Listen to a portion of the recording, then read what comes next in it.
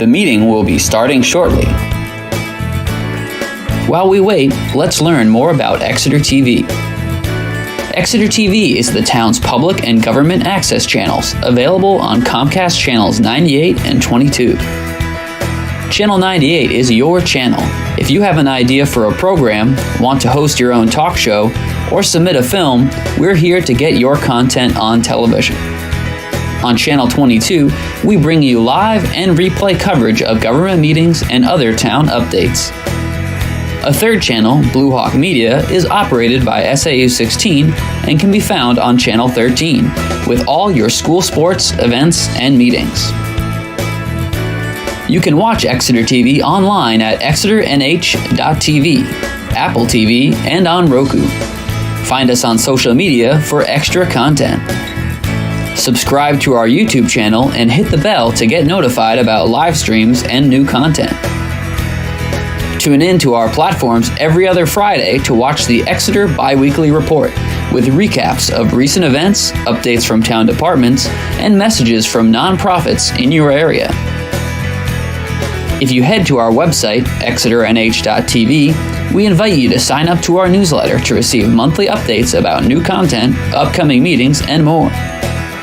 We'd like to thank you for taking the time to watch Exeter TV and hope that you tune in to our other content as well.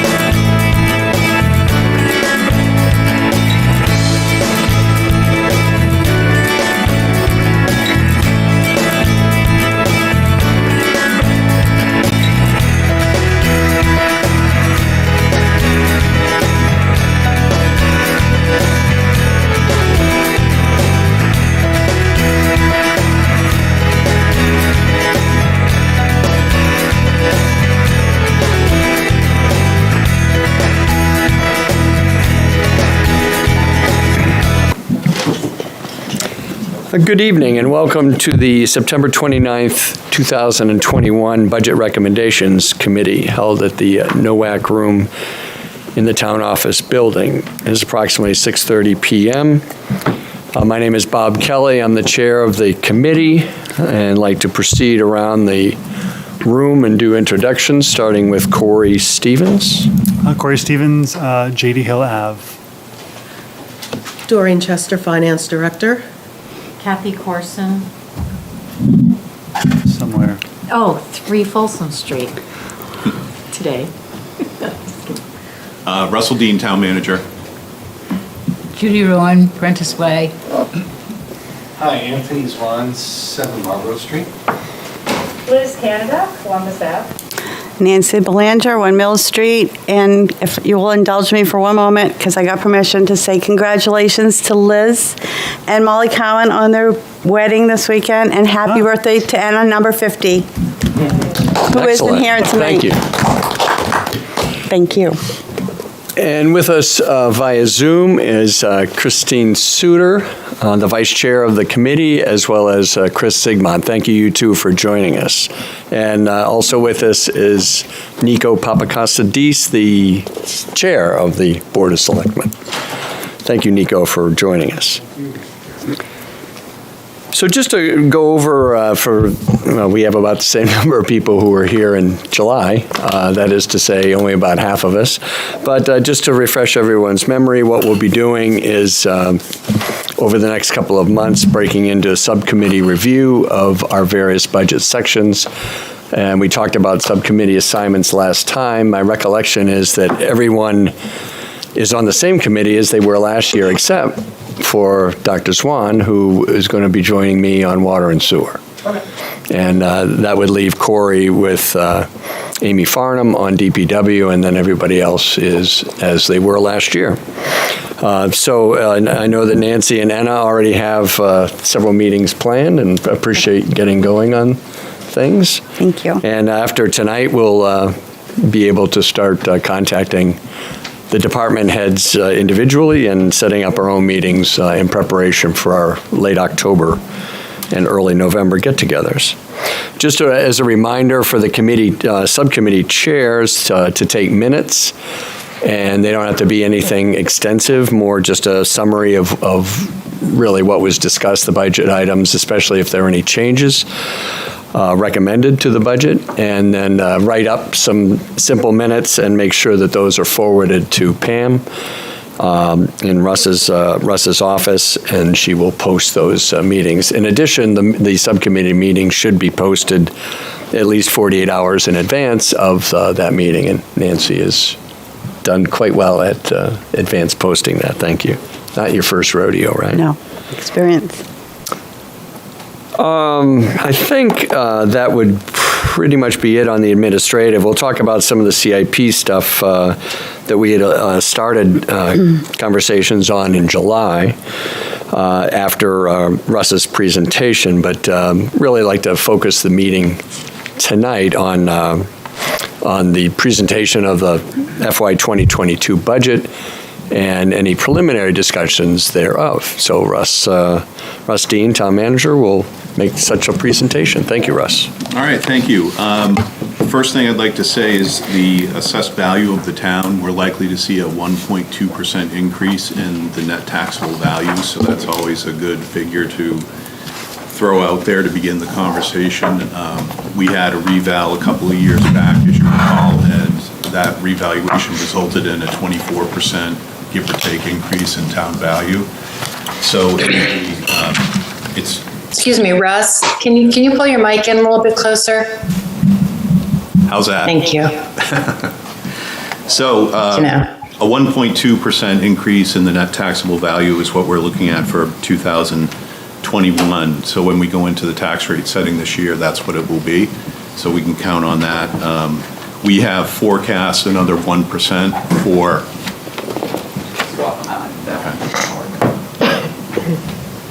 Let's try this one. That's okay. Can you hear me now? So we forecast an additional 1% for the FY22 budget. So in terms of net taxable value, that would be about $2.24 billion, up from 2.21 this cycle. So I just wanted to call your attention to page 24 of the narrative, and we can kind of start there. That's with the revenue projections for FY22. And I'll give you a second to get there. So in the revised revenue for FY21, what you'll see is there is a larger figure in current use tax and a larger figure in income from departments than there is for FY22, and that's because we are in the midst of holding over some past due land use change tax that we expect to hit the books in FY21. So that is how that revenue is defined. And we typically don't budget land use change tax revenue, so you won't see us like ratchet up that figure for FY22. And then moving down to income from departments, this year we're budgeting for FY21, when we set the tax rate, we'll be budgeting $1.215 million. We typically would budget more like $1 million, but in this instance, we have received or will receive a refund from Health Trust. So they'll be getting money back to us, and also we will, sorry about that. We will also be receiving from Primex a refund on our workers' comp and our property liability, mainly due to the COVID issues that were around in 2020. So we're going to bring those numbers up for FY21, but we're going to bring them back down for FY22 because we can't expect those to recur. So what we should see is a positive impact on the FY21 tax rate as a result of these revenues. But going into 22, you can see it's quite a bit lower. One other point I'd make is that the meals and rooms tax is actually quite a bit of an increase from FY20 to 21. That was the result of some new legislation that was passed in the last legislative session. So that is actually good news. You'll see that number is quite a bit higher going all the way into FY22. Any questions about revenues? Nope. Okay, so now we get to expenses. Those start on page 5 of the narrative.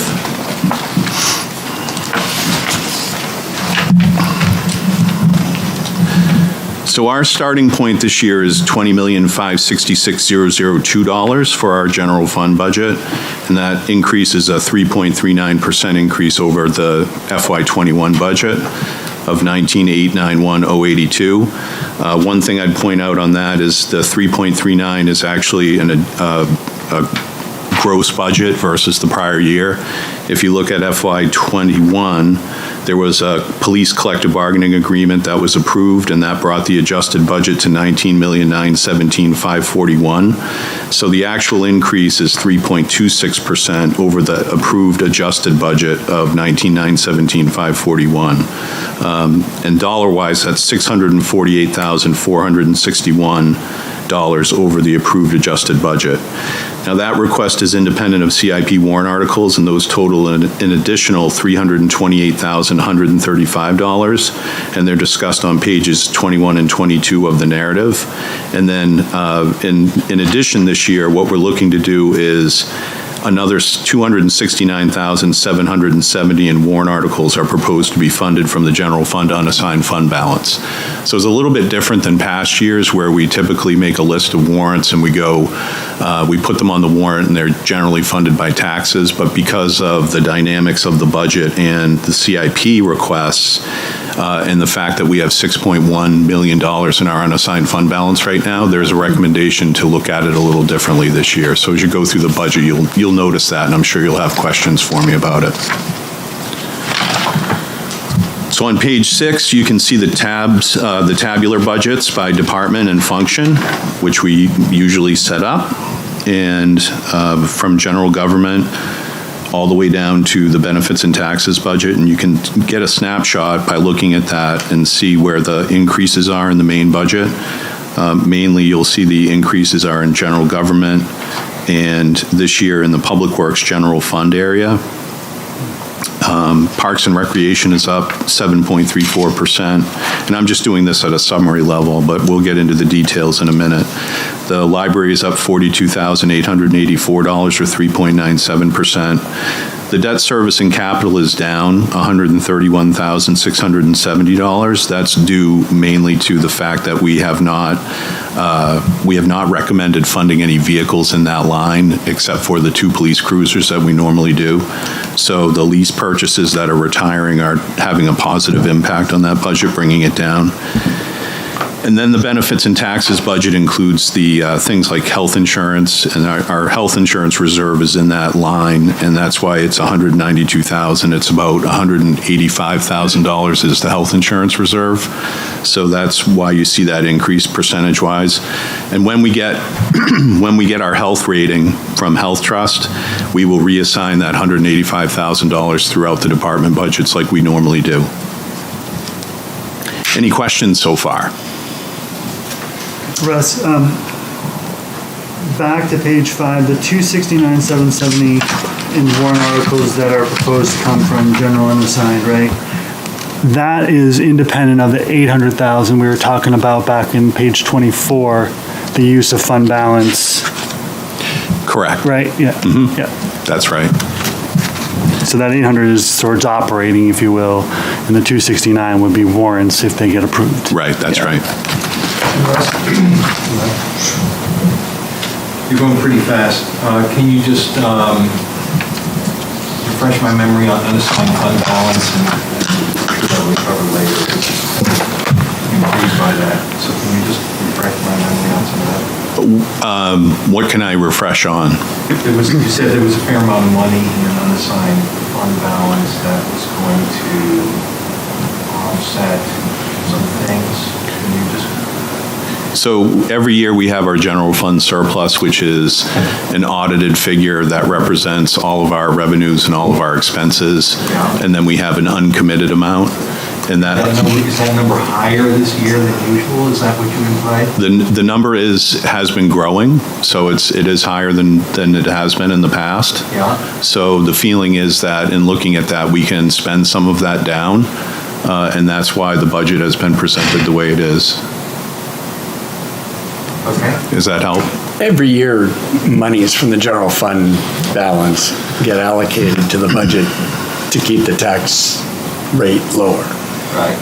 This year, we're actually allocating some of them directly to warrant articles. It's roughly, well, as you can add, the 328 and the 269, a little bit less than $600,000 in proposed warrant articles, and Russ is suggesting that we allocate 40 to 45% of that from the fund balance instead of asking the taxpayers to foot that bill. Got it. Since they sort of footed before, but again, setting tax rates, versus your budget is not an exact science, which is why the fund balance changes year to year. Great, thank you. Did you want to? Sure. On the benefits and taxes, I get it, right? So our healthcare is all in that $658,000 for FY22. So that percentage increase will all get sort of sprinkled through the other categories once we know as we approve the budget, right? Is that right? And our reserve is 7.5% increase in health insurance. Okay. So, depending on how it works out with Health Trust, that could go the wrong way or it could go the right way. We hope that it goes the right way. All right, any other questions so far? So just going down to the wages category, we have 3 union contracts that we're currently negotiating with our employees groups. So this is the SEIU 1984, the Police Association, NEBPA, and the Fire Association. So they're all out of contract right now. So we're in the process of negotiating those. Those hopefully will come to fruition, and if they do, they'll be part of the FY22 budget. Just want to hear my echo. Yeah. And non-union wages have been budgeted for FY22 with a 2.5% step adjustment plus a 2% COLA. That would be effective July 2022. And we budgeted that to reflect the current labor market and a rising CPI. So we have seen the CPI jump precipitously in the last 6 months for sure, and we're trying to keep pace with that as a matter of course with this. I did cover health insurance. Dental, we've budgeted for a 2% increase as part of the FY22 budget. And then retirement, the percentages have stayed the same. We did have an uptick in the FY21 budget, but the FY22 budget is going to be stable as far as those rates go. So they'll be the same as they were in the second half of the prior budget. So I can get into the department budgets if that's okay? Go for it. Thank you. So the select board budget request is a decrease of $45 or negative 0.22% under FY21. The board's total budget is $20,636, and that's reflective of, they do a lot of work, obviously, for very little pay. And I will say that the budget is changing because of life insurance, just one of the line items to reflect the members enrolled. So that's why the select board budget's a slight decrease. The town manager budget is a 0.93% increase over FY21. And that budget has 2 full-time personnel, the town manager and the executive assistant. The changes in that budget are including a reduction of $6,500 in contract services because we are contemplating not renewing DocuSign. That's a service that we actually bought last year. We put money in the budget to do it. But when we went to implement it, we found that not many people were using it, and so we're sort of reassessing that. It's a year-to-year contract, so we can cancel it at any time if we want, so we're thinking about that right now. I will tell you that that is in the IT budget that's been proposed, so that is in the IT budget as proposed right now. So if the IT budget, during the IT budget review, the subcommittee will want to look at that and ask Andy Swanson, our IT director, about that and get some feedback from him. And then what we've tried to do too in the budgets, and we've done this in other department budgets as well, is return the education training lines and the conference room meals lines to pre-COVID levels. So we anticipate a full slate in 2022 of education and training, which we really try to foster as an organization and promote. So there are a couple of increases in that account in the town manager budget as a start, and then you'll see that as a theme as we get through the budget and we talk about other accounts as well. So moving on to human resources, that request is an increase of $40,036 over FY21. That's 30.16%, and that looks like a large increase. But one of the major changes there is we've had our promotion to, or reorganization to, an assistant town manager HR director. So there's that position that's in that budget, and then we're looking to also increase the part-time HR assistant to full-time as part of that budget. Right now, she works 29 hours a week, but we're looking to make that position full-time, so that's why that budget is up as it is.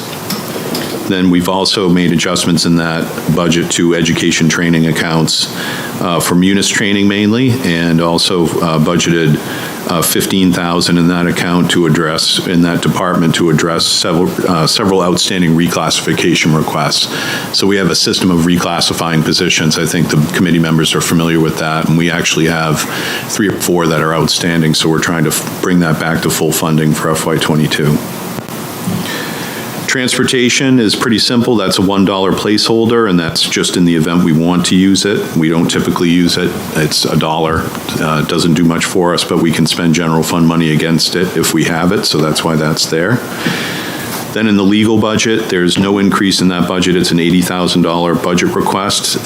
We haven't anticipated any changes in our legal services. Mitchell Municipal Group is still our general counsel, and we use some other law firms for various things like collective bargaining, labor and personnel issues, and we have a special counsel for cable television. I'll move on if there are no questions. All right, moving on, information technology. So this is another big change in the general government area. There's an increase of $98,283 in that particular budget. There's a couple of things that are happening there. We just had an IT audit, and they recommended some very specific things that we do as an IT organization to help with our security, and a couple of the requests are reflective of that. One is Aristotle Insight. That's an AI log scanner, and I'm not a IT professional, so I couldn't describe it in detail, but I'm sure Mr. Swanson will be happy to do that.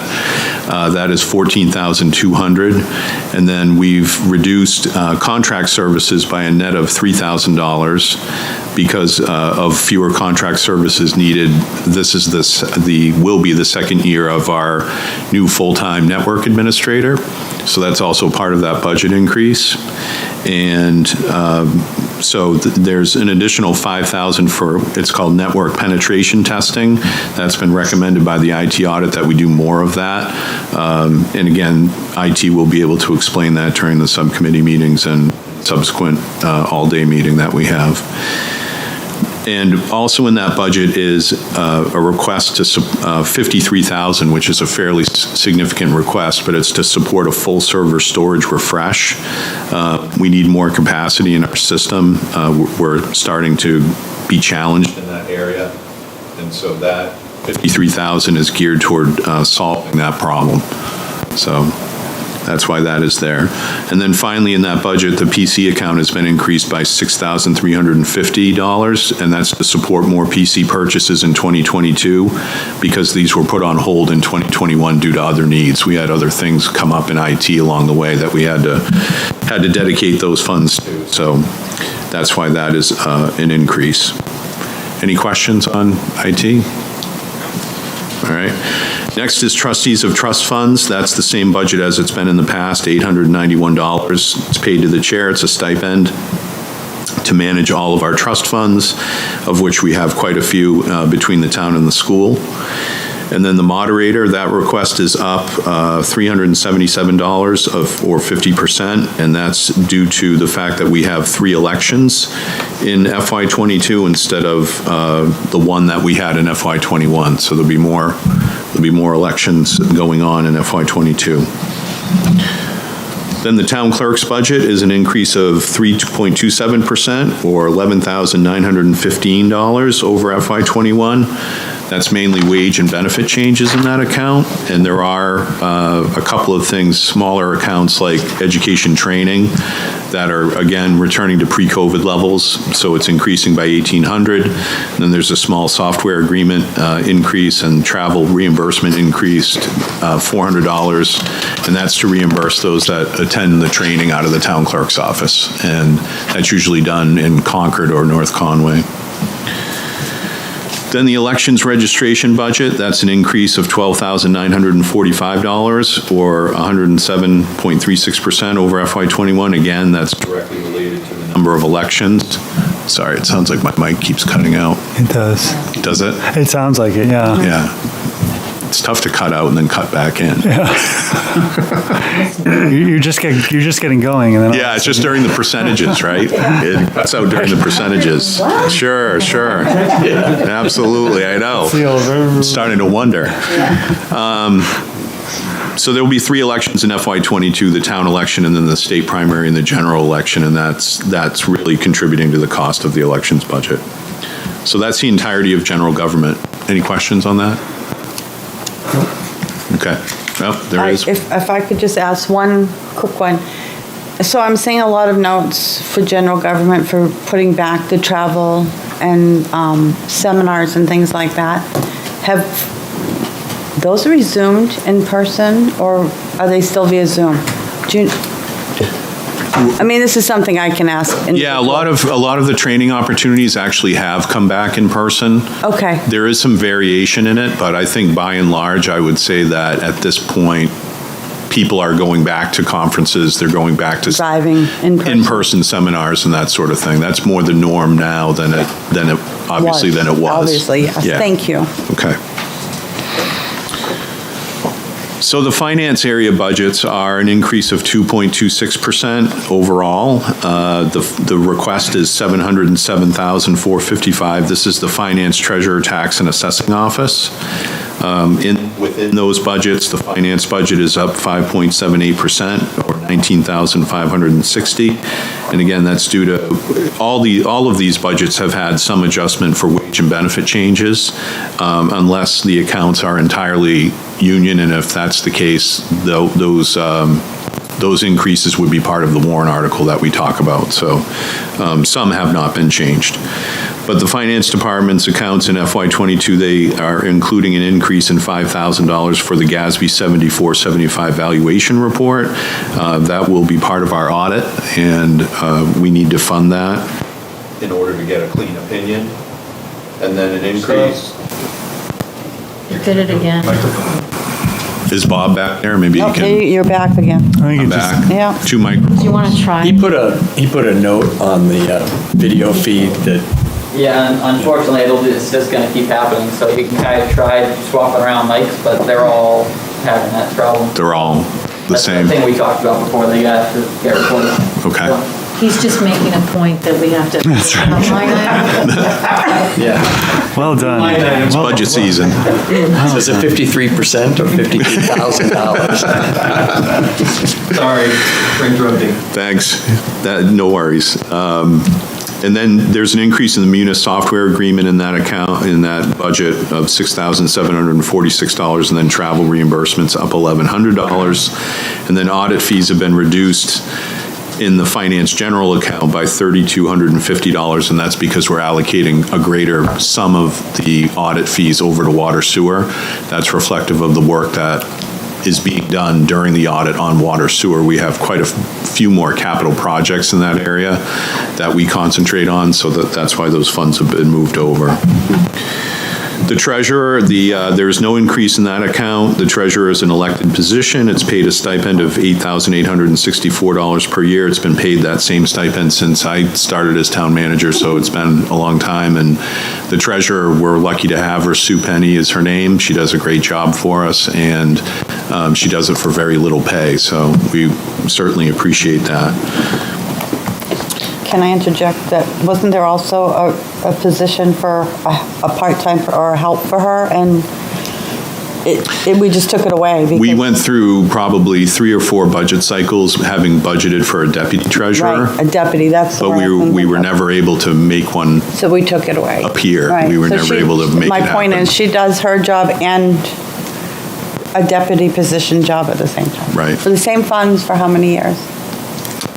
The same stipend? Yes.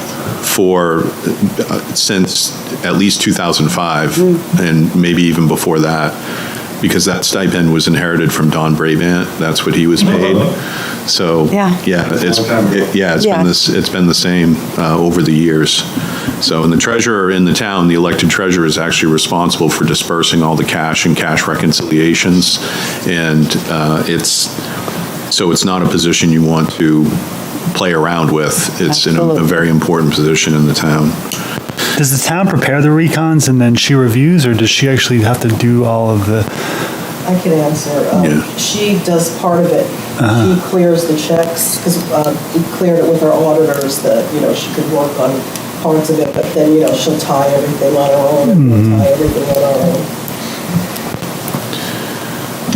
So we'll move on to the tax collection budget. That is actually a decrease of 6.9% off of FY21.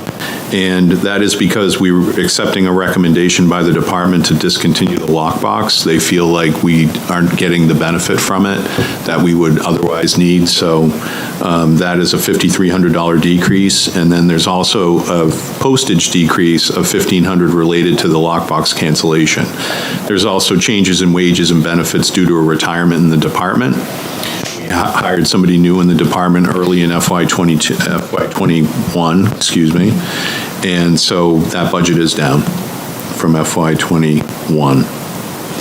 FY22 assessing budget is up 1.18% over FY21, and that's again wages and benefits. The budget changes in that is an increase in the mapping budget of $150, and then there's another $800 increase in the in postage to pay for sales questionnaires, which we send out typically when a property is bought or sold. We'll send an introduction letter, and that's one of the mechanisms that the assessing office uses to validate and verify what's out there in the town. So it's a fairly inexpensive item. And then there's a reduction in the software agreement line of $1,385 because we don't expect Vision to be as expensive as it was in the prior year. And so overall general expenses are down $425 from FY21. So that's the finance area. Any further questions on that? All right, moving right along. The planning department budget is $271,143, and that's an increase of $27,079, or 11.1%. So this is another focus that we have in the FY22 budget. When we talk about new positions, we've already talked about one going from part-time to full-time. This is another one where our natural resources planner, there's a request to make that position full-time. The reason is to meet the goals of trying to give support to the Sustainability Committee and also the Energy Committee. So both of those committees, neither one has any staff support full-time, or when they do, I should give our town planner credit, because the town planner who reminded me today that he has 11 committees that he's staffing currently, has been staffing these committees. So this is an initiative that has been discussed with the Sustainability Committee. They're in support of it. They like the idea, and the Energy Committee does too. So that's the request in this particular budget.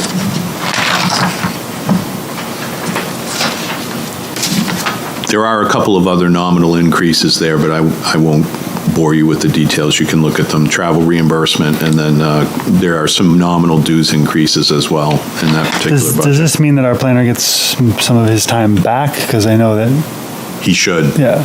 Yes, because I know that the Sustainability Committee and the Energy Committee are both very active committees. Yeah. So he should, by being able to step back from those, he should get some time back for other things. Is there an increase in his pay to do that? I can't remember. Yes. So is that $5,000. So is that going back? That would go away. Okay. So the 27 is a net number. Correct. I mean, I guess we'd see it when we see the details, but right, big picture. Yeah. Right. And obviously, when you go from part-time to full-time, there are benefit adjustments that need to be made as well. Yeah. So that's in there. Part of it. So moving on to the economic development budget, that is an increase of $5,584, or 3.79%. The main increase there is the economic development director has talked to the committee before about wanting to complete the Economic Development Institute training. He's deferred that for a couple of years now, especially in the COVID year, they didn't have it. So this is, there are funds in this account to allow him to complete that training and get that certification. And the consulting services, as a offset to it, the consulting services have been reduced by $1,800 from $3,000 to $1,200. And then there was some savings in switching phone plans on the Economic Development Director's phone. So we've been able to cut another $400 out of that to help offset the cost of the Development Institute. I forget, because I remember talking about this probably a couple years ago. Did we not approve for him to go at one point, or did he just say, I want to do this in the future? I forget. No, I remember this conversation. We approved, and then COVID came and Right. it didn't happen. So Right. it didn't go back in the budget for, Yeah, my recollection is that it was a COVID casualty Right. that you have approved. I think in the past, it's been approved for him to do another step in the program, Right. leading up to this final piece. And I think this is the final piece that was going to be part of the COVID budget that didn't happen. So moving on to inspections and code, that budget is an increase of 2.84%, or $7,704 over FY21. This is the budget changes in that budget include a $140 increase in the mobile communications account. We were announcing it Monday night that Doug Eastman now has a smartphone, so we'll announce it again here. I actually stood up in my living room and clapped. Doug was our last of the flip phone, candy cane phone type positions in town, so he finally broke down, and we're glad he did. It's a big help. He's not glad he did. I was going to say. But we are. He was happy today, so he's okay with it. I'll get used to it. The electrical inspector position's been vacant since mid-2020 due to a retirement during COVID, and the building inspector CEO has been performing the duties since the retirement. So that's one of our positions. And again, as I hit on themes in the budget, one of the things that we're experiencing in the town that we haven't in past years is a very tight labor market with lots of vacancies. I say lots, but more than we're used to seeing. And so if you know anyone who wants to be an electrical inspector and is qualified, we're ready and willing to take their application. So, and I know Doug is as well. So moving on to the land use boards, there are no major changes in those budgets. They're the same as FY21, so you'll see just increase. I won't cover them all, but you can see all the different boards that we typically fund. And we fund those for recording secretaries and then public notices, and then the conservation budget has a few other line items in it that include land management, mowing, and trail maintenance. There is $1,000 in the budget for grant matching funds for the Historic District Commission through the CLG program, which is something that they've used in the past quite successfully. So now we go over to police, and the police budget is $3,504,902. We call them one of the big three, so police, fire, EMS, and public works. They typically make up about 70% of our general fund budget. So this budget is up 2.28% over FY21. And you can see the various accounts. There are wage benefit changes in those accounts, and also in the expense lines, some ins and outs. I will say that munitions are up $3,700. That's due to inflation. There's a software agreement increase, and there's a uniform increase. Veterinarian services are down $1,150, and veterinarian equipment is down $200 from FY21. Or hold it, right? Yeah. Every time he touches it, it comes back. Every time you touch it, it starts working again. Yeah. Goes live. All right, I'm going to go like this. See if it works. Any questions on the police budget? The fire department budget, increase of $41,810 or 1.10%. over FY21. So there have been some reorganizations in that department as well, some retirements, and the wage and benefit changes reflect that.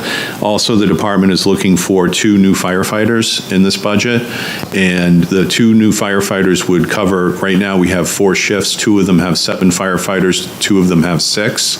So this would add a 7th firefighter to 2 shifts in the department.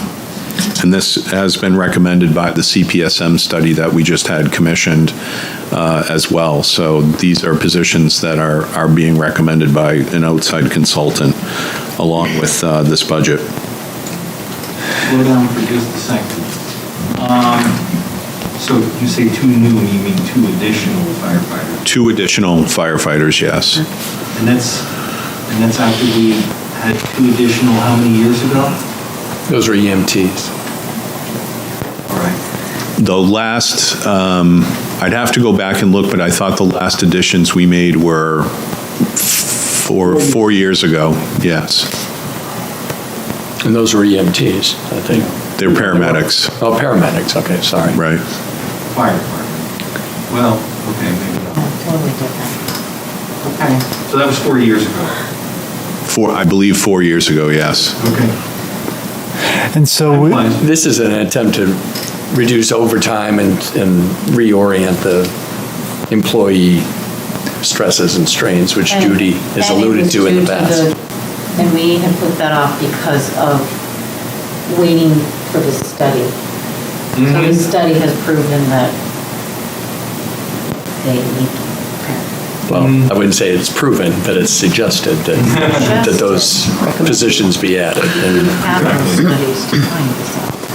with the way the town's grown and other things, Yeah, I think the appropriate way to read the study is to understand that the study is a series of recommendations that they realize fit in with the town's overall financial capacity, because they actually look at the longer term in that study and recommend that we should be seeking 8 on a shift at some point in time, but they don't make a commitment to a time window for that. They don't say exactly when that is supposed to occur, but they look more at the operations of the fire department and what they perceive as being an increased level of service to be able to provide compared to what it is today, with cross-staffing of different pieces of equipment and vehicles that they have. So that's what you'll find if you pick up the CPSM study, is you'll look at it and that's how they summarize it. So just to do the math on the bodies, so there's some retirements. Will they have, if we put the 2 on, they'll have the numbers, every shift will have 7. Right. So are they seeking to replace the retirement ones as well, or how are they handling the fact that people are leaving? No, we're not experiencing a lot of people leaving. What we've done is, under the guidance of the new chief, we've reorganized the department. So we now have 1 assistant chief of operations, and we have 2 deputy chiefs underneath that. And it's with the combination of that reorganization and retirements, that's why you're seeing the budget at 1.1% increase. Right. And also they reduced out, and Chief Wilking spoke to it Monday night, but they had a part-time position, if you recall, and they feel with the new office manager they have, because we just had a recent retirement, that was another one, that the new office manager is able to handle the load in the office without having a part-time position. So that's actually not in this FY22 budget. They've reduced staffing that way.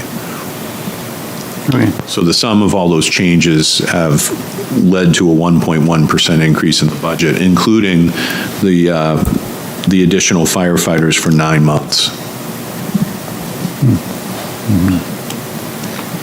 And then in the rest of the budget, I talk about the different accounts and how they've been the ups and downs in the different accounts, including the conference room meals, $2,065 in physicals, and then they've increased turnout gear replacement by $2,169, and the increases are offset by decreases in fuel and then education training, for a net increase in expenses of $10,172. Public safety shared services, that's communications and dispatch. There aren't any major increases in those accounts, just wage benefit changes. It's a 1.49% increase, and there's one expense line that's increased, and that's the phone service repairs account for $150. The health budget is 1 full-time health officer, and he's probably functioned like 3 full-time people in the last year and a half, so he's done a great job for us. James Murray is his name. And FY22 budget changes in those accounts are reduction in supplies of $350 and travel reimbursement of $300. Education and training has been increased by $1,500 to support the department in their education. And the general expense accounts are a net increase of 1.9%, or $853 over FY21. Any questions?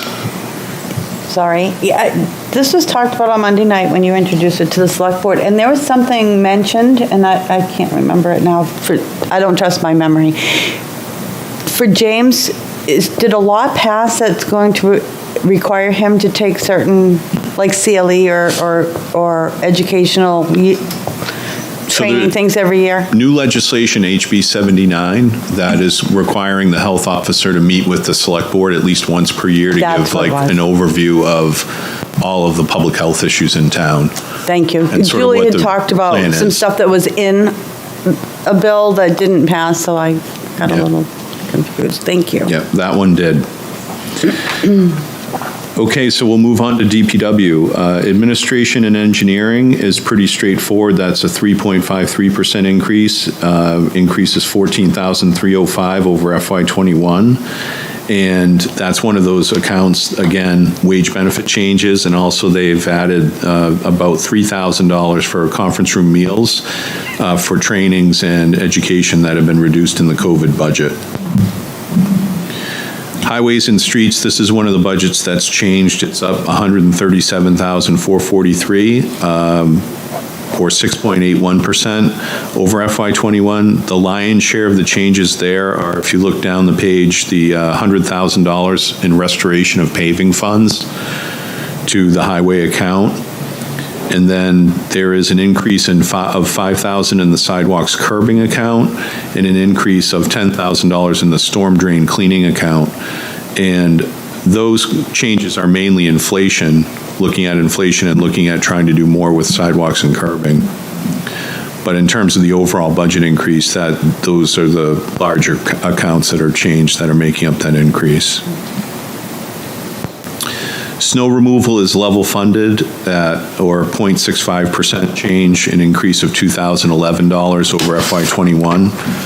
And that we have right now in the snow and ice deficit account a balance of $103,150. So in putting this budget together, the conversation revolved around if we could get through a bad winter, we had a reserve in place that we could deal with it. So we chose to level fund this. I think there's been one winter that I can recall that we were north of $400,000. And if we had that, it would wipe this out. But the last couple of seasons have been favorable. So we went with a level fund on that. The squirrels seem to think that it's going to be a bad I don't know anything about that. Snow north. They're everywhere. Let's hope they're wrong. They're everywhere, I know that. Trees, yeah. Yeah.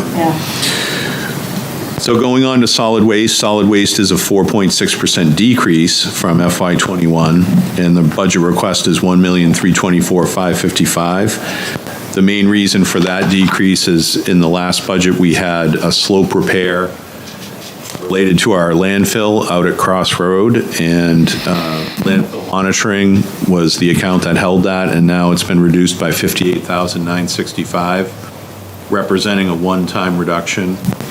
I'm testing my mic again. There you go. To reflect a recovering, the disposal contract has also been reduced by $34,000, and that's to reflect a recovering recycling market. We're actually getting a very favorable return on our recycling right now, so the feeling is that we can reduce that account down. And the recycle containers account is increased by $5,900, and that's to account for a price increase in 65-gallon totes. I will tell you that the department really wants to convert everything to 65-gallon. We had another conversation about that, and they're going to recommend also an increased fee for the 65-gallon to try to recover some of the costs. I think they're talking about $75 for that fee. So that would be an increase there. This might not be the venue to discuss this, but are they going to look into recycling all of the blue bins that have been distributed for the past 30 some odd years? We talked about that. Of which I have 3. Right, we talked about that. But I don't have an answer for you. I mean, otherwise they're just going to get thrown out, and that seems like a waste. So I mean, that should be, I guess, reviewed part as of part of that rollout. Yeah, it's a good idea. That's one. It's a good thought. And then on the solid waste, I see where this is the last year. Have they done any preliminary research on?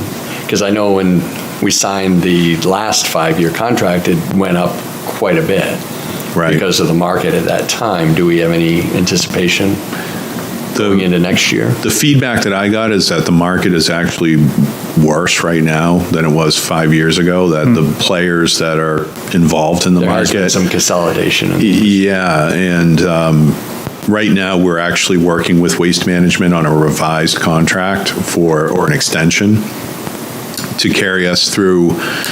They would like to re-sign for another 5 years, but we're in negotiations with them right now and talking to them about different elements of that extension and what it might look like. And the feedback I got was that the bid market is really not favorable right now. I mean, there's really only 2 players in this area. It's Casella and Waste Management are the 2 big ones, and I believe Casella was the last time when we bid the contract back in 2017. They were significantly Casella's higher. Significantly higher. Yeah, and Northside Karting is no longer, as I understand it, no longer a viable option, so, and we had service issues with them at the end of their agreement, so Right. it was financially very beneficial, but the service issues were definitely there. So, okay, that's solid waste. Moving on to streetlights, that is a level fund budget, $169,000, no increase from FY '21. And again, the committee knows we converted the majority of our streetlights, the vast majority of them, to LEDs, all of them. And that we are paying Unitil for the net book value of the system, and a combination of those things are expected to keep that budget flat for the next at least 3 to 4 years. And then we will see savings after that, which is good news. The stormwater budget is an increase of $38,360 or 71%. There are a couple of things driving that. The stormwater budget is where we park our expenses for adherence to our long-term control plan for nitrogen. So things that we're doing to be compliant with our MS4 permit, or the new Great Bay, as it's called, the Great Bay Nitrogen Permit, which is the new DES permit, or I'm sorry, EPA permit that's covering all the wastewater facilities in the area. And there are 10,360 in contracted services to fund activities related to permit compliance. And then there's a new catch basin replacement program that's being put forward by the department as part of the permit compliance, and that includes rebuilding 7 catch basins that have less than favorable sumps in them, and they cost $4,000 a piece to rebuild. So there's a request in there for $28,000. Is that 7? What's the 7 rebuilds. Yeah, what's the justification for 7 versus another number? Well, we'll be doing rebuilds as part of the Salem Street project. So I think the department has targeted 7 a year to try to come into compliance. I forget the exact total amount that are out there that they would need to do. I think it's somewhere in order of magnitude of maybe 68. So they wanted to, they want to take a systematic approach to it. Maybe something for Corey to delve into. Thank you, Russ. You're welcome. So the main... Well, actually, just before you leave, so that the contracted services, I think we spoke before, the company that did the water tanks in the past, is that what that refers to?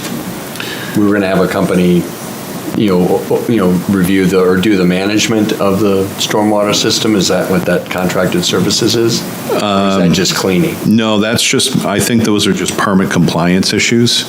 So report writing and consulting services. Okay. To keep us in compliance. Got it. Okay, the maintenance budget. The maintenance budget is an increase of $19,062 or 3.48% over FY '21. And then changes in those lines are mainly wages and benefits. And there's also an increase in $2,000 for a tracking software program for maintenance. Then town buildings are a 0.25% increase, or $730. And so we've been able to keep that steady. Those accounts are all the utility and maintenance expenses for town buildings. The FY '22 budget includes 7.47% electric rate per kilowatt hour. So right now we have a very favorable rate that goes through November of 2025. And then we've also got a favorable per therm rate on our natural gas contract. We've taken one hit, an increase on it, but it's held steady at 5.8 cents per therm, or 0.058 cents per therm. So it's very favorable. And then the building maintenance account is increased at the safety complex by $2,000, and that's offset by a $3,000 decrease in electricity for the same building. So that's a steady budget. Maintenance projects is level funded at $100,000. The list of projects is there. There's some work on the public safety complex, the town hall, and also the DPW complex as well. And also, there's a repointing and sealing of the tile floor base at the downtown, I got to get it right, the Swayze gazebo, also known as the bandstand. Julie Gilman reminds me of that all the time, so I need to make sure I get that right. The maintenance garage. The bandstand was right out here. It is. Okay. But I think its historical name might be the Swayze gazebo. Got it. Okay, then. Might be. Might be. The maintenance garage budget is an increase of $4,808 or 1.76% over the FY21 budget. The only real change there outside of wages and benefits is an increase in the mechanics tools account of $900. We pay for tools that mechanics have. That's very typical in the industry, so we do that, and we haven't increased that allowance in some time. So we're proposing doing that. It's a $900 adjustment on that line item.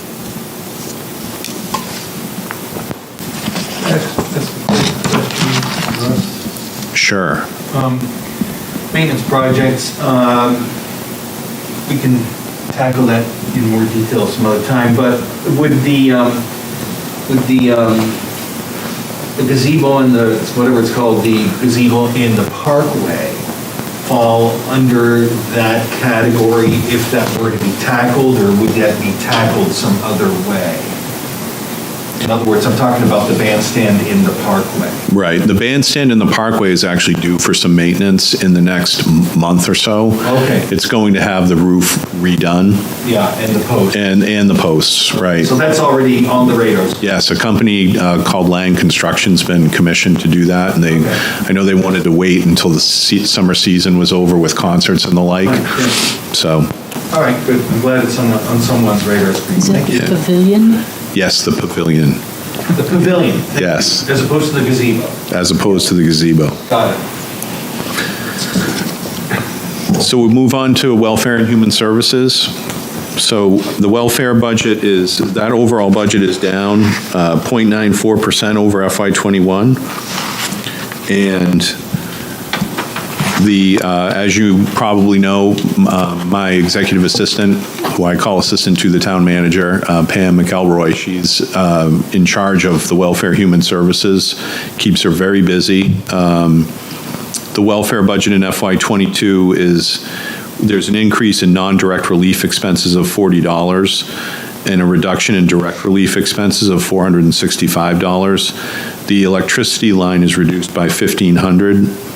And that is a result of just looking at where the exact expenses are coming from and extrapolating from that.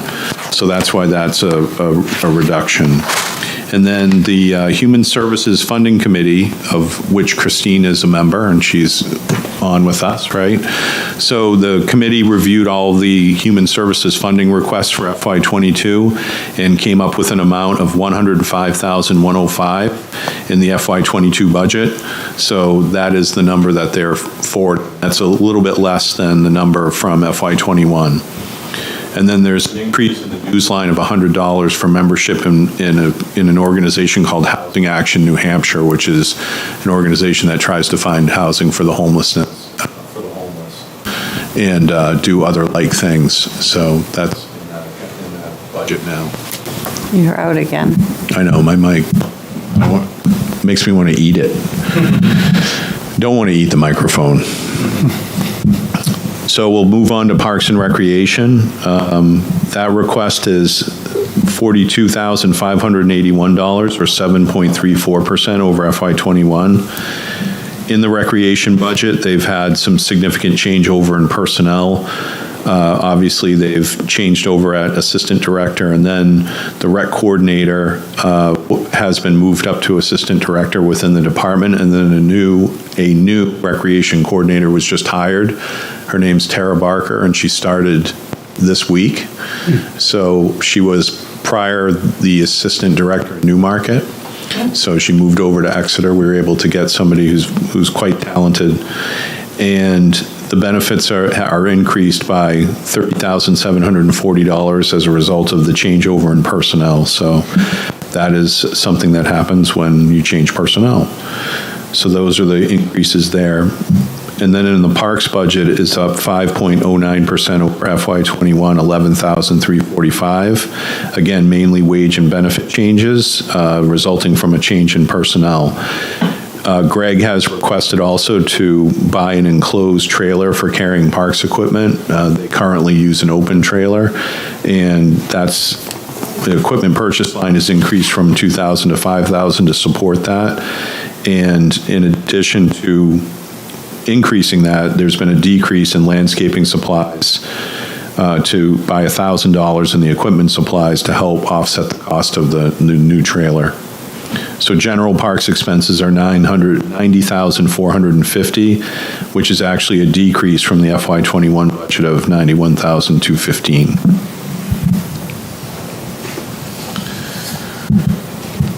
Then we're over to other culture and recreation, and there are no changes in this budget. This is $33,500, so no dollar changes, no percentage changes. That covers the 6 events that you see on the page there. Any questions on Parks and Rec or other culture? Okay, then we go to the library. The library is $42,884, or 3.97% over FY21. Again, mainly wage and benefit changes in that account. The public services budget from the library right now is level funded at $202,604. So that pays for all operating expenses at the library, including utilities and book purchases. And also what we say every year is that that's not our budget. We don't control it. It's actually under the direction of the library trustees. Debt service and capital. The debt service budget is up $11,287, or 0.82% over FY21. There's the first year payment of the Salem Street Utilities Bond in the general fund. So that is going on the books. And then the Great Dam study that we did in 2008 is coming off the books. So the net principal has increased $21,196, or 2.1%. And then interest on debt is decreased 2.6%, or $9,909. That's just due to lower payments on maturing debt, and it's partially offset. There's a first-year interest payment on the Salem Street project of $39,148 that's coming on the books. So those are the changes in that account. Then the vehicles, as we talked about before, there's a decrease of $142,957, or 36% under FY21. The big relief we get on those accounts are the latter one at the fire departments being paid for, so that will come off the books in FY22, and then a DPW dump truck will come off the books in FY22. So the lease purchase budget is really what's going down. That's decreased from $290,615 to $143,658. And then in that account, $110,000 is being requested to replace 2 police cruisers with a hybrid interceptor like we did in FY21. So that's a repeat expense. And then other vehicles included in the FY22 budget are listed as proposed warrant articles, with some to be funded from fund balance. So like we talked about at the beginning. Benefits and taxes. The FY22 budget request is $658,062, an increase of $192,268. Again, the health insurance reserve is almost all of that increase, $181,265. The health insurance buyout program is still successful, so that's the balance of the increase.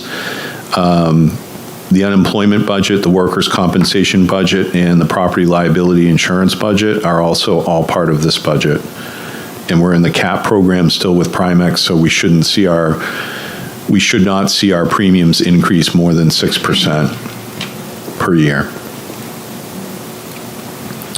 And then we do allocate some of that to the water sewer funds. Can I break in for a second? Sure.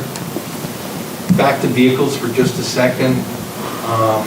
So just refresh my memory, we did some kind of initiative relative to police vehicles then and funded that before, and I assume then that that's a favorable experience?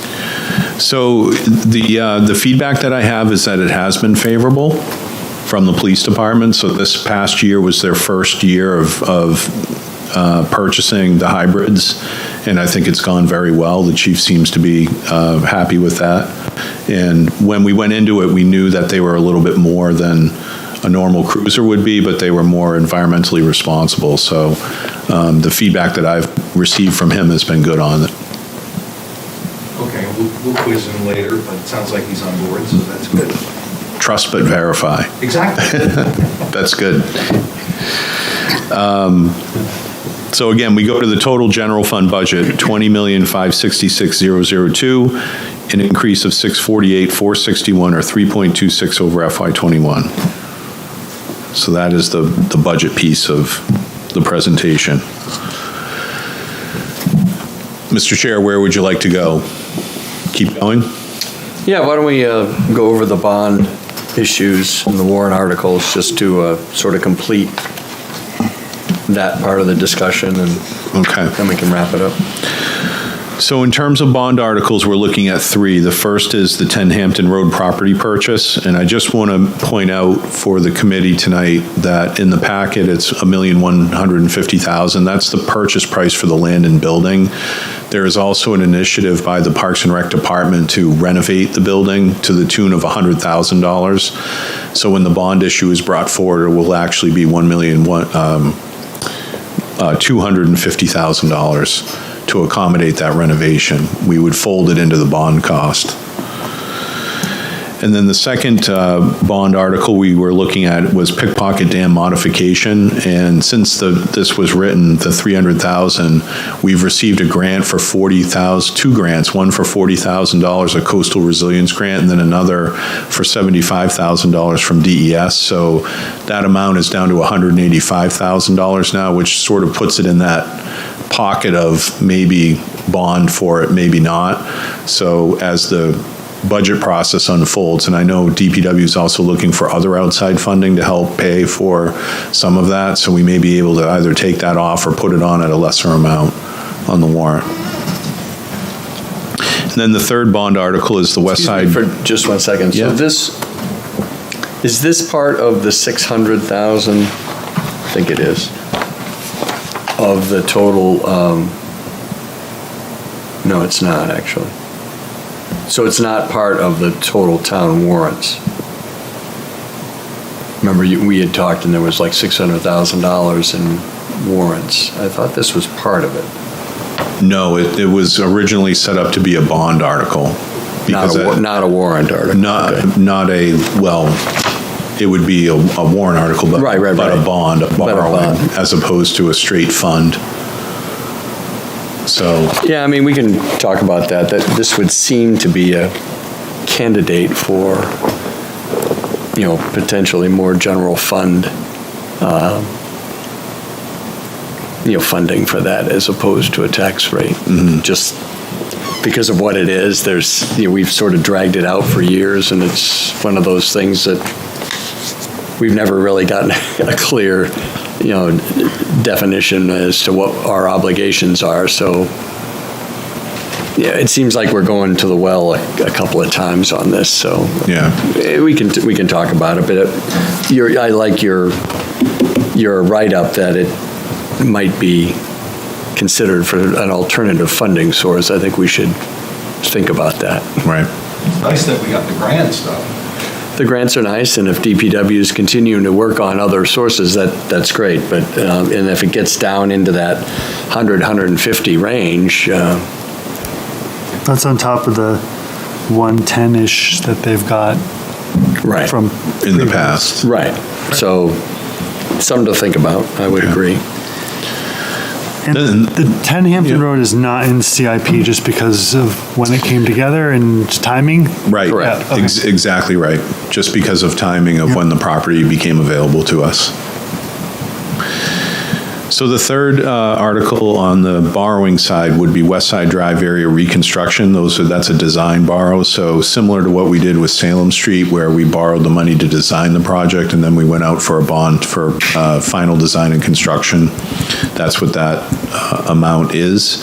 And those design funds would be sought through a 5-year borrow, and they'd be split between general fund, water fund, and sewer fund, just based upon which percentage of the project belongs in each fund. So then we have warrant articles, individual articles, and those are the collective bargaining agreements that I mentioned before. Hopefully that come to fruition with fire, police, and DPW. Then we have warrant articles, lease purchases. There are two that are on the docket. Fire SCBA equipment, and these are all in the CIP, so you can follow along in your CIP document to see the description for the projects. Also, the police body-worn cameras, and I will say, like I did Monday night, that the police department is seeking alternate funding for these through the federal government and also through the state government. So hopefully one of those is able to be realized. Then the warrant articles for non-debt service capital projects. The Rains Barn improvements, that's a Conservation Commission initiative, and that is one that is recommended to be funded from the general fund balance if it moves forward. Second is the replace 1 ton with the dump body truck number 9 in DPW, and that's also to be recommended to be funded by the fund balance. Intersections improvements plan, the program, we're looking to take that to the next step. We actually moved that up after the DPW director and I talked, and we've had a lot of intersection issues in town this year, to say the least. And so we're looking to actually bump that plan up a year. Then the Public Works Facility Garage Project, that's a planning project for a new campus layout and garage at DPW.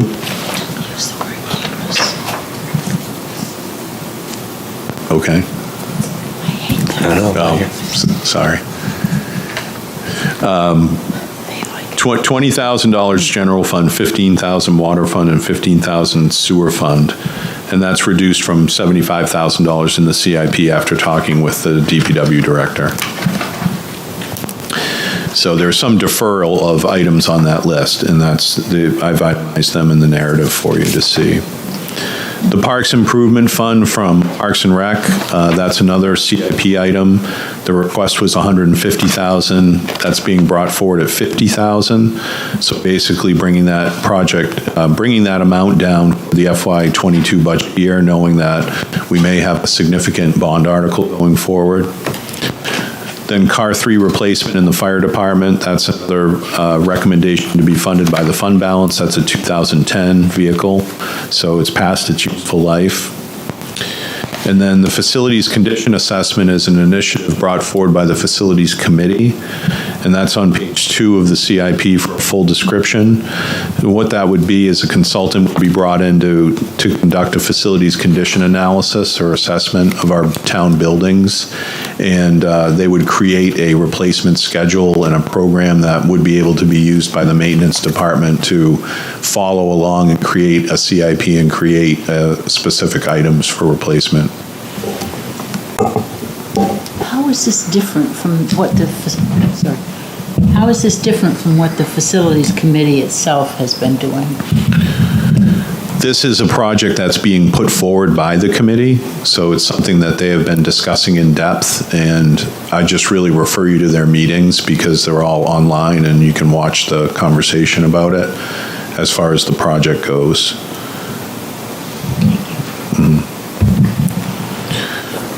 So next we have replacement of 2 Jeep Patriots. One's number 65, one's number 51 in the DPW. So the first one would be an Explorer hybrid replacing a non-hybrid vehicle. And that's on page 59 of the CIP, and that vehicle will be swapped for water sewer sedan 13. So the idea here is to hand down the 65, replace it with the Explorer hybrid, and then sedan 13 would go away in the water sewer department. Then the last non-capital item or non-debt service capital item is the bike and pedestrian improvement plan in the planning department. Those have been in the CIP now for a number of years but haven't been funded. There are 3 different studies that they're looking to do, so this would be a $25,000 study that's in the CIP.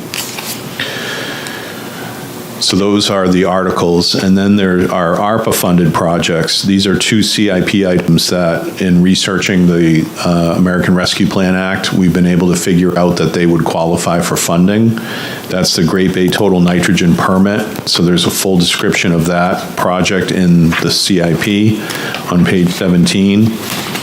DPW has reduced the amount of the ask by $6,000, so it's $93,900. It's a little bit higher in the CIP. And then a Winter Street stormwater mitigation project that has actually been targeted for a grant through the DES again for $100,200, and the town share would be $66,800. So again, a little bit different this year because we do have $1.6 million in ARPA funds, and we have until 2024 to commit those funds. And we're in the process of analyzing which projects would qualify for ARPA, and it will be an ongoing part of the conversation in the budget. There is a piece of the ARPA process called the lost revenue calculation, and it's a pretty complex calculation, but we're in the midst of doing that right now. And if we can show a revenue loss in the last 2 years, essentially it will free up our ability to spend more on general government services, and that might give us some relief in the overall budget. But we don't have that number pinned down yet because we're just analyzing the rule, which is very in-depth, and there's a lot to it. The interim final rule has 50 pages, and we're having to consult with the state on what we can use as revenue and what we can't in terms of the calculation. So hopefully in the next few weeks we'll have that hammered out. We've been working behind the scenes on that very diligently to try to figure it out. So before we leave that, the ARPA stuff, so explain how this would work. So it's eligible for ARPA funding, so we have to approve it and then submit it for ARPA funding, or is it part of that surplus that we already have in-house? So we have received the first tranche, did I say that right, of payment for our 1.6 million. So we're holding 800, do you know the exact number, Doreen? It's a little over 8. Little over 800,000. That we haven't spent. We have right now on hand a little over $800,000 to commit to ARPA projects. And so we will ultimately have $1.6 million. Now, was the siphon money above the 800 or would be taken out of the 800? If siphons were partially funded through ARPA, it would be taken out of the 800. Okay. Or would be taken out of the 1.6 if we have that on hand. But that's potentially being funded in another way, correct? Congressional direct spending, which is Congressman Pappas's efforts to try to get us $600,000 for the siphons project. Right. So, and the gap is $942,000 on doing a full project in a single phase. So that gap is still $342 after the $600. Do we have a full listing of projects that we would like to have funded by the ARPA accounts, or are we sort of as something comes up? And you said it's what, till 2024? Right. And the answer to your question is we don't have that yet, because the ARPA itself, we would like to see the interim final rule become final. Right. And we've been told that that's going to happen sometime in the fall. And then we'll know, and then we can complete the lost revenue calculation as well. And once we have those two pieces understood, then we can begin to really look at the money and what we'll use the money for. The revenue calculation, does that determine whether you get to keep what portion of the 1.6 or your qualification? What's that revenue piece got to do with it? What it means is if you show a revenue loss, you can spend the money on general government services. If not, then it becomes more it's restricted. limited, right? Yes. If not, it's limited to some very specific things that you can use the money for. So nitrogen, sorry. No. These already qualify. These qualify. The two that are in, we've already determined that those qualify for funding. If we were to if we were to move them forward. If we show a revenue loss, it broadens what we can spend it on. And we got this last year, right? The 1.6? We have half of it on hand right now. We received it this year. Right, this year, okay. Right. earlier this year. Trying to remember what the chronology is.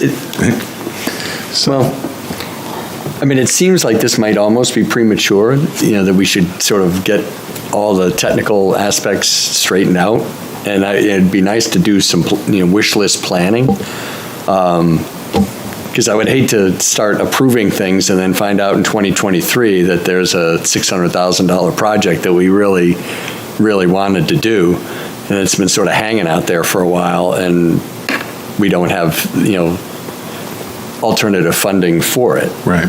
With all the other CIP items that we're going to have in the next few years. I would just, it seems like we have a little time, two fiscal years, so it might be worth taking that step back, just as an idea. I don't know how Jen feels about that. Yeah. How time critical these two items are. I know the siphons are critical, but I don't know how critical these are. It's probably a good discussion for the subcommittee to have. Okay. I'll bring it up with there. her. So, Question? Thank you. It's okay.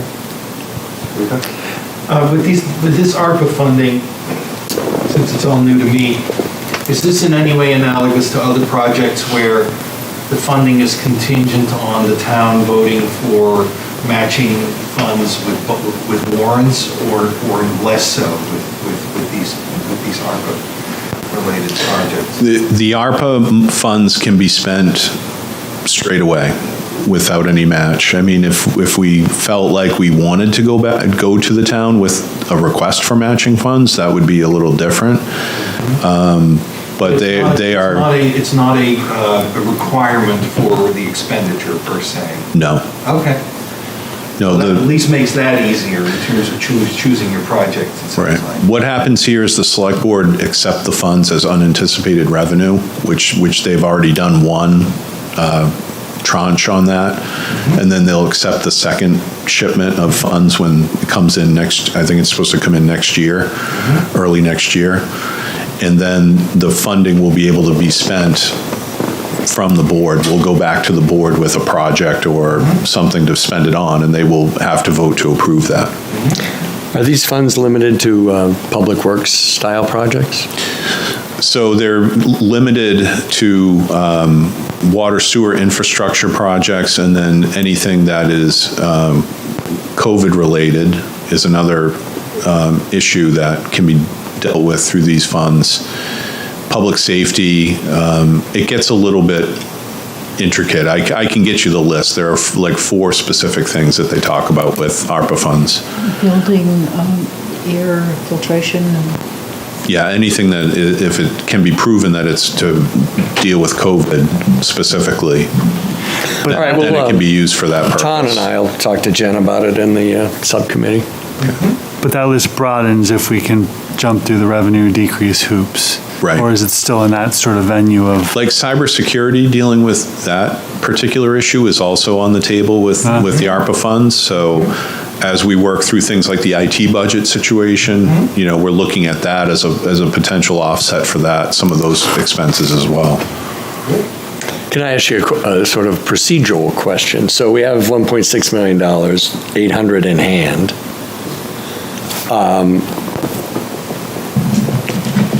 Would you envision this committee having any involvement in that planning process, or would that be purely you and the departments?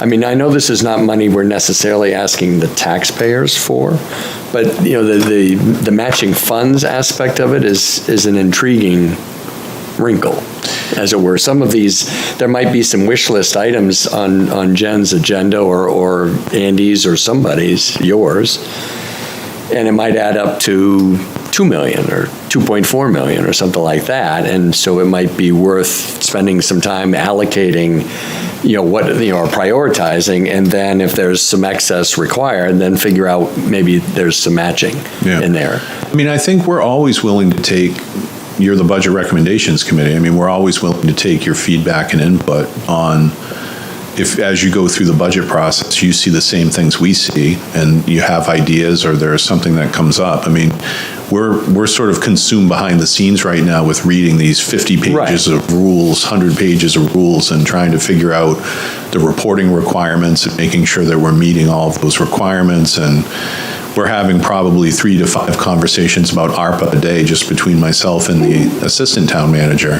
So she's been kind of our point person on ARPA and doing a very good job with that. But that, So it sounds like the we're willing prioritization to part hear.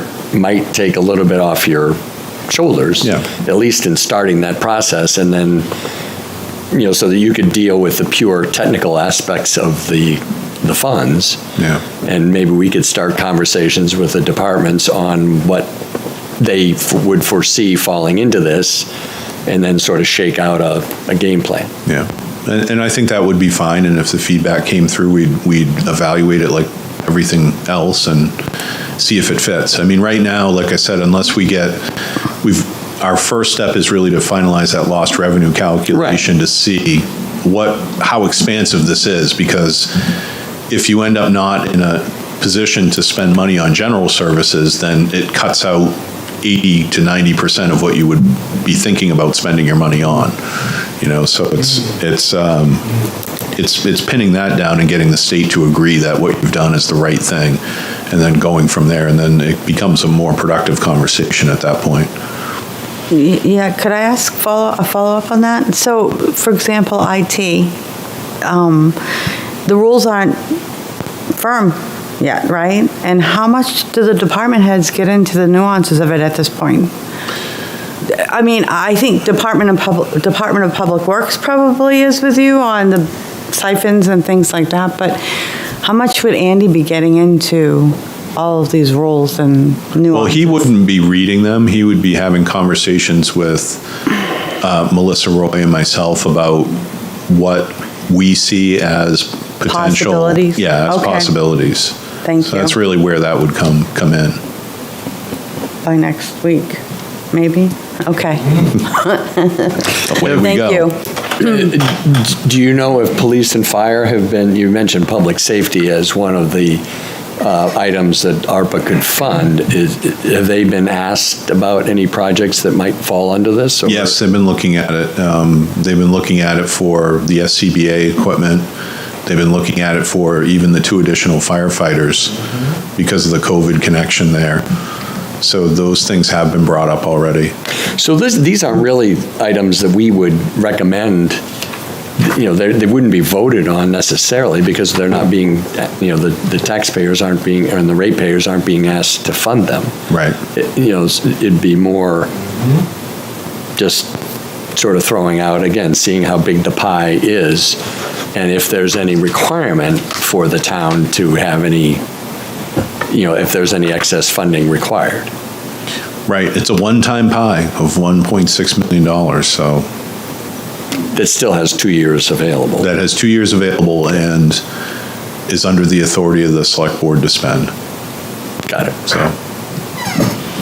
Okay, thank you. So in the CIP, the nitrogen permit has 96,000 or whatever it is.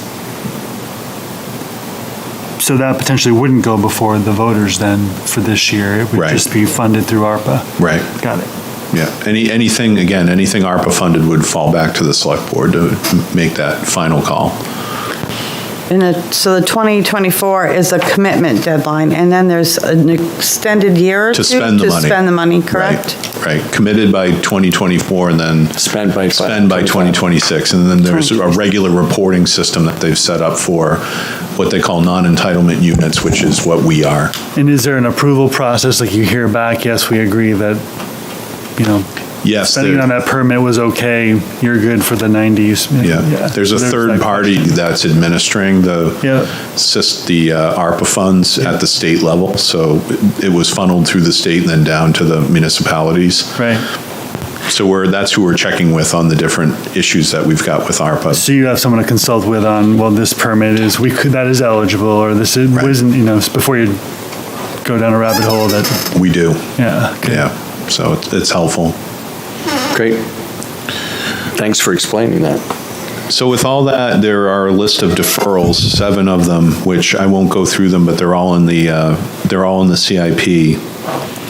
And under the understanding that we can't fund everything, right? So there are some deferrals, mostly involving vehicles and equipment, The Engine 5 replacement, I'll just allude to for a moment. That's a 20-year replacement. It is the 20th year. So if that's deferred, it would just be to try to get one more year out of that engine. So that brings us to the 2022 preliminary budget, $20,566,002. The FY22 warrant articles, which are non-fund balance general fund of $328,135. So that brings the total preliminary appropriation to $20,894,137. The total FY21 general fund appropriations were $20,167,541. So the total dollar appropriations over FY21 are $726,596. As a percentage, that's 3.6%. And then the tax impact, again, I would almost call that a back of the envelope calculation, but looking at a 1% valuation increase, we'd be looking, if everything was funded here, 39 cents per $1,000 of valuation. So that's where we stand at the moment. Any questions?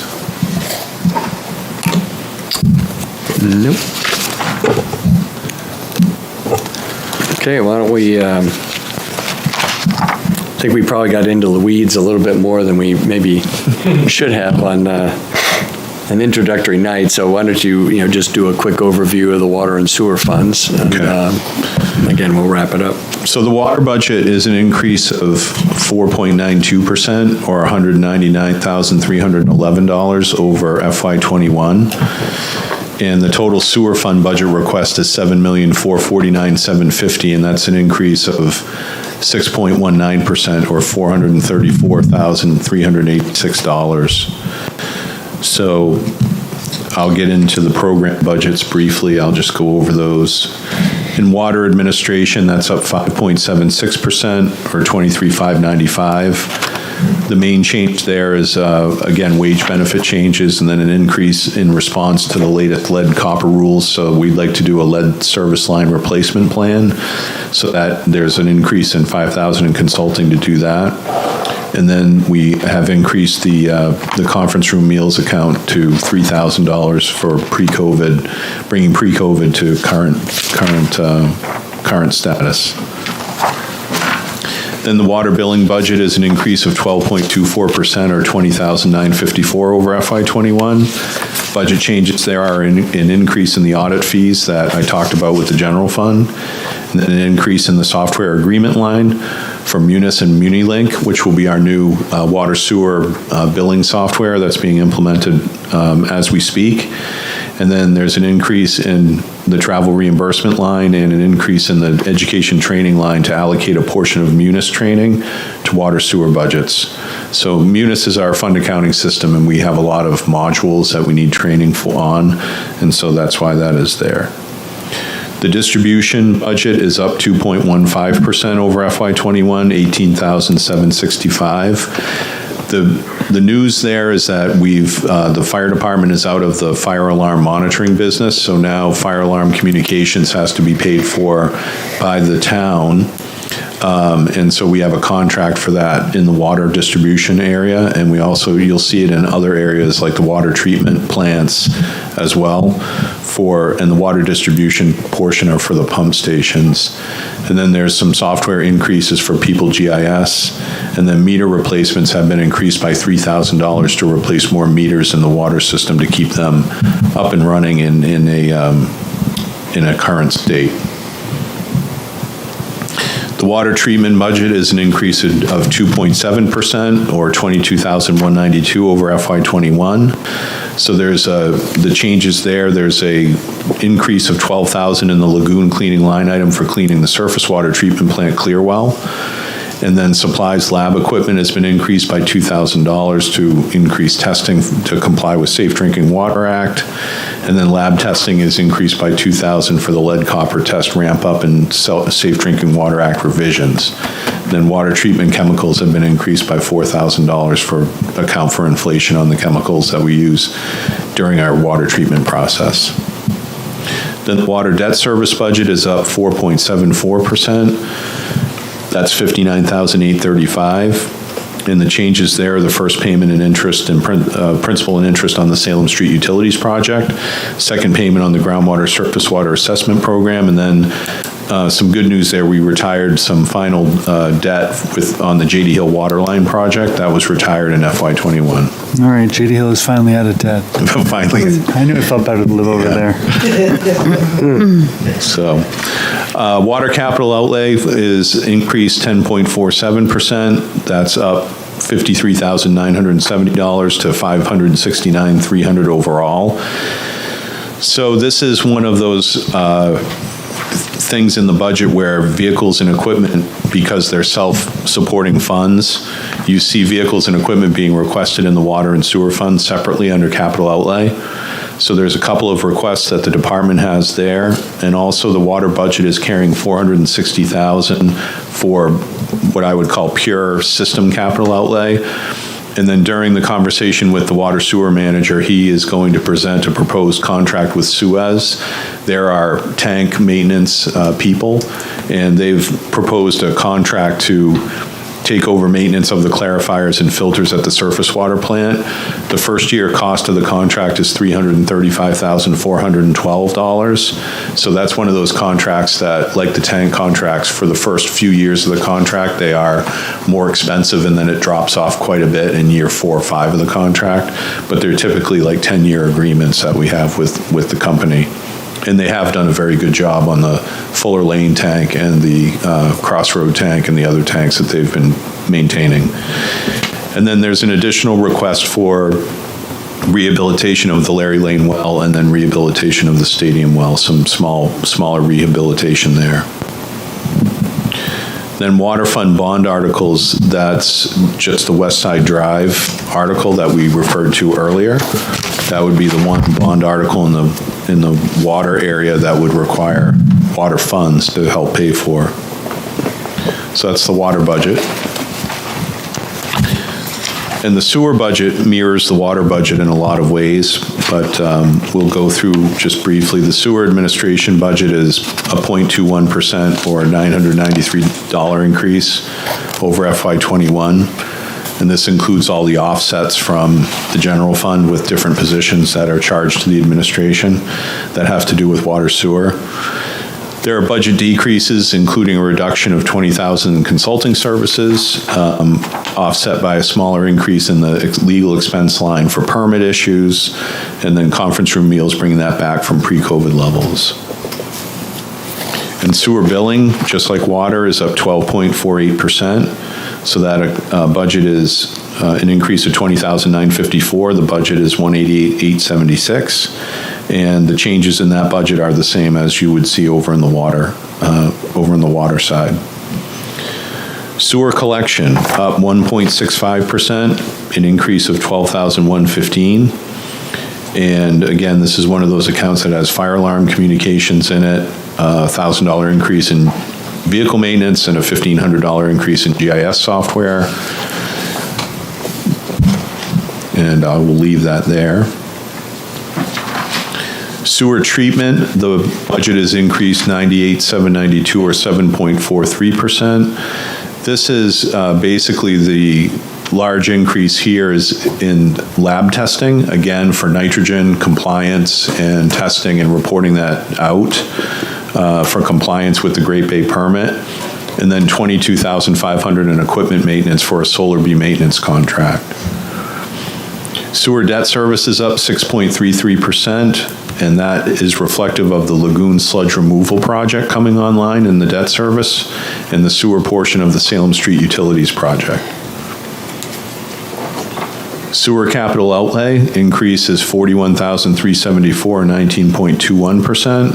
So that's a number of smaller capital projects, including the coating the wastewater facility basin walls and the flume wall. In addition, this budget is also carrying 2 vehicle requests made by the sewer department, split 50-50 with water sewer. The first is a Ford Escape hybrid. The second is a half-ton truck with a crew cab. It's also a hybrid. Sewer bond articles. West Side Drive, which I mentioned before, and there are 3 other things that are under consideration. One is the Court Street design, which is on page 29 of the CIP. The sewer capacity rehabilitation project, that's a cross-country line that needs rehabilitation work, so the department has reduced its request from 500 to 200,000 in order to complete design, and that would determine the rest of the scope for the project to move forward. This is a cross-country line that goes behind High Street and extends all the way out, I believe, to Hampton Road and beyond, and it goes through the woods. The Webster Avenue Pump Station project, there's a note here that this is $5.2 million in the CIP, and this is one of the projects that we've put into the federal government to help fund a portion of it, the force main piece for $1.04 million.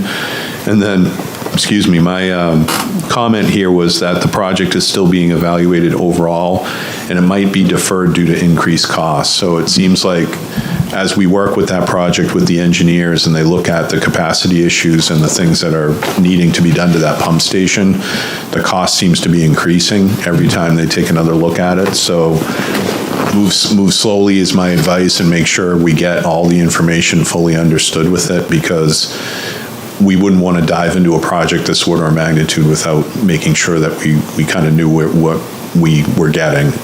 My understanding from the department is that we could do the force main without doing the pump station, that would be possible to do, and we could break up the project into parts, and that will be a conversation that we have through the budget season. Just don't have any definitive answers yet. So those are the water and sewer funds.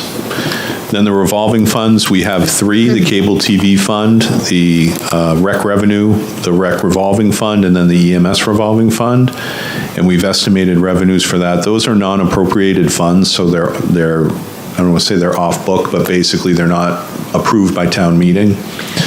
And there's one replacement in that series of funds, that's in the EMS fund. So there's an ambulance we're looking to replace, that's on page 35 of the CIP, and that's a normal replacement program that we work through with the fire and EMS to make sure our ambulances are up to date and functioning, and we'd be doing that through a lease purchase for 3 or 5 years.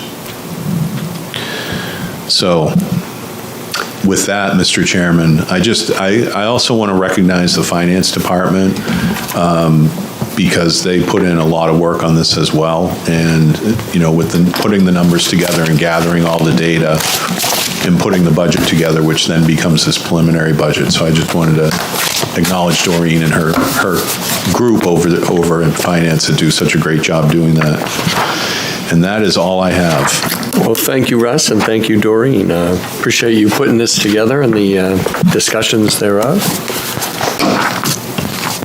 Christine and Chris Z, do you guys have any questions? I know I sort of waited to the end here, but didn't know if you had anything specific to ask about, or we can wait No, I'd until... speak up if I had something. I figured you would. Yeah, no, same here. Very good high-level pass. No, very good presentation. So no. Well, I appreciate you weighing in via Zoom for such an extended period of time. Thank you. And again, thank you guys for putting this together. Appreciate it. So the last item on the agenda is a preparation to sort of a continuation of a discussion we started in July about the CIP, rather than wait until November when everybody's sort of fried and we think that we're done with the budget, and then there's another $1 million worth of spending that we have to go over in a couple of hours. Trying to avoid that situation this year, especially not only what's happening this year, but what's happening over the next 5 years. Corey and I developed some spreadsheets for you all to look at and a write-up that hopefully you take the time to review that. We're not going to discuss it here tonight, but I have posted a meeting for October 13th, 2 weeks from tonight, at 6:30, dedicated purely to a CIP and basically just sort of looking at the projects we have this year, and then how they fit, more importantly, how they fit into the long-term plan as to what's in the CIP plan over the next 5 to 6 years. There are some pretty significant expenditures being discussed, and just want to make sure that we're all on the same page as to how those affect the taxpayers and the ratepayers on an individual basis. Again, when you're talking 20 million here, 10 million here, 6 million there, the numbers can get fairly abstract, almost arbitrary. And when you boil it down to how it affects everybody individually, all of a sudden it takes on a little bit more meaning. So that's what we've tried to do. Again, if you have any questions, feel free to call or email either Corey or I. We were the ones who developed it and try to explain that, but we'll hopefully have a fairly robust conversation in 2 weeks about the details of what's in the book and as certainly what's being planned for this year. Trying to get ahead of things a little bit so that the subcommittees can have a little bit more ammunition going into their meetings, and then our meeting in November, try to have some clarity, not only again for this year, but for the next 5 or 6 years. So with that, any final questions or comments about the budget or preliminary CIP? Okay, then hearing none, we stand adjourned until October 13th at 6:30 in the NOAC room. Thank you, everyone.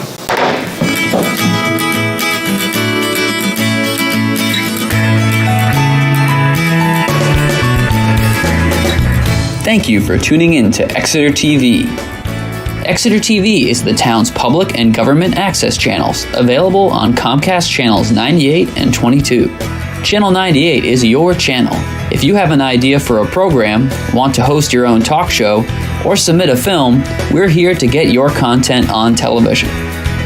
On Channel 22, we bring you live and replay coverage of government meetings and other town updates. A third channel, Blue Hawk Media, is operated by SAU 16 and can be found on Channel 13, with all your school sports, events, and meetings. You can watch Exeter TV online at exeternh.tv, Apple TV, and on Roku. Find us on social media for extra content. Subscribe to our YouTube channel and hit the bell to get notified about live streams and new content. Tune in to our platforms every other Friday to watch the Exeter Biweekly Report, with recaps of recent events, updates from town departments, and messages from nonprofits in your area. If you head to our website, exeternh.tv, we invite you to sign up to our newsletter to receive monthly updates about new content, upcoming meetings, and more. We'd like to thank you for taking the time to watch Exeter TV and hope that you tune in to our other content as well.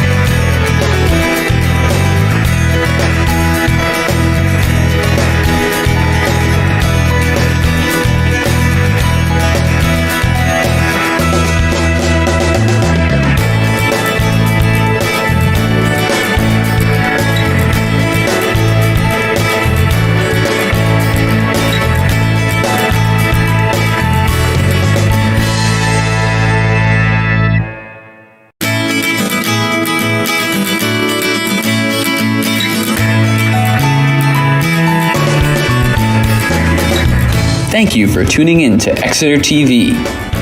Exeter TV is the town's public and government access channels, available on Comcast channels 98 and 22. Channel 98 is your channel. If you have an idea for a program, want to host your own talk show, or submit a film, we're here to get your content on television. On Channel 22, we bring you live and replay coverage of government meetings and other town updates. A third channel, Blue Hawk Media, is operated by SAU 16 and can be found on Channel 13, with all your school sports, events, and meetings. You can watch Exeter TV online at exeternh.tv, Apple